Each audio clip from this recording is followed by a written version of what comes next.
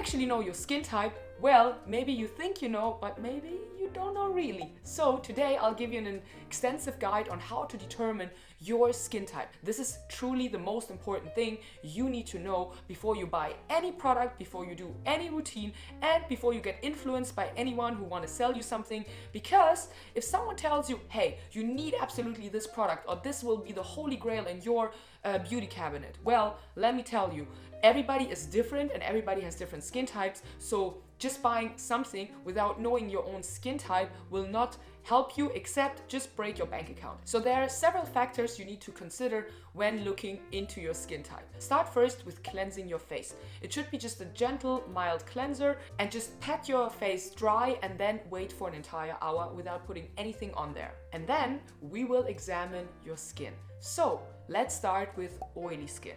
So after waiting 1 hour, looking into the mirror and feeling your skin, and you see already like very oily patches all over your face, you're prone to have more oily skin. And this is characterized by larger pores, by potentially blackheads, and also you maybe have 1 or 2 pimples. So this is a definite sign that you are an oily skin type. Now let's get to the opposite spectrum of oily skin, which is dry skin. After 1 hour waiting and looking into the mirror and you see quite dull skin, no oil production at all, and really very small pores, but also some wrinkles and even flakiness, well, then you have a dry skin type.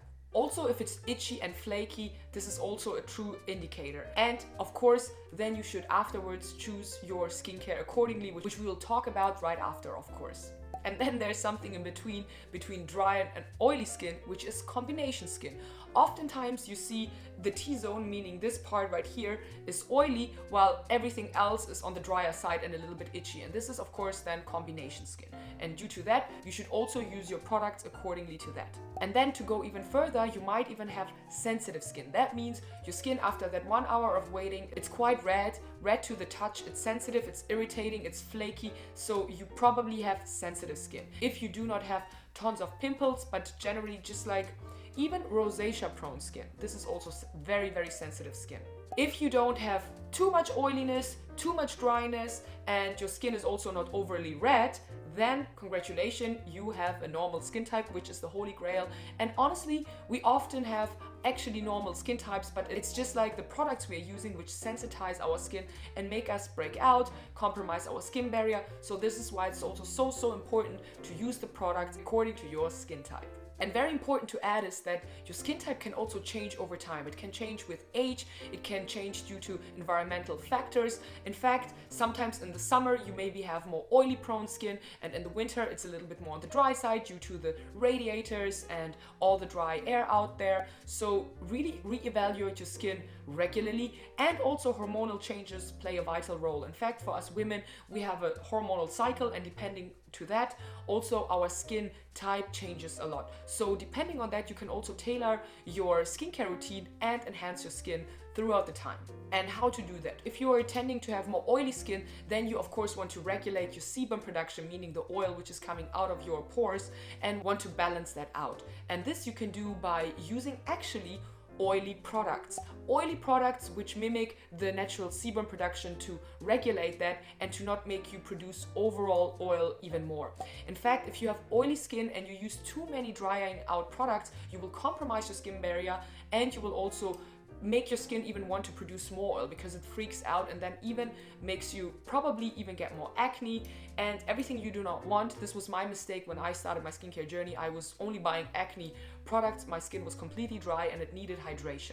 So if you have oily skin, look into a balancing skincare routine which helps you to mimic your normal sebum production. Look into squalene oil, jojoba oil, and generally do not over dry your skin. If you have overly dry skin, you should also not only use occlusive moisturizers which are really thick and just are a layer on top of your skin. You need to look into hydration.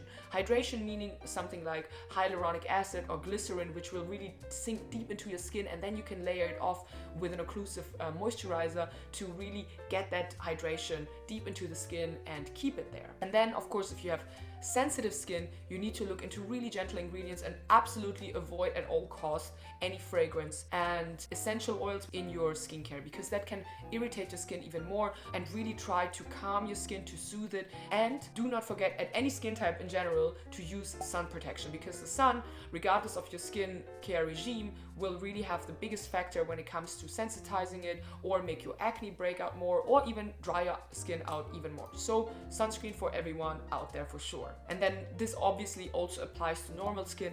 Normal skin is something you should maintain and keep, so you can exfoliate maybe once or twice a week gently to really have that smooth layer on top of your skin, and really just maintain it. Don't use too many harsh active ingredients to overly sensitize your skin again, and the sunscreen applies also here as well. So overall, I hope with this little hack you could determine what skin type you actually have and how to choose your skincare. And the next time you see an amazing product, really look into the ingredients. I have an entire video on active ingredients, which I can link below, and you can have a look, because this is so important on what is in there compared to what the brand is actually telling you. In order to also make your skin glow up from the inside out, try actually facial exercises and massages. Check out my program at allyoucanface.com, where you can unlock a 10-minute daily face exercise routine and glow up from the inside without not only putting something on top of your skin. And with that being said, I wish you a wonderful rest of your day. I can't wait to see you in the next video. Till then, mwah.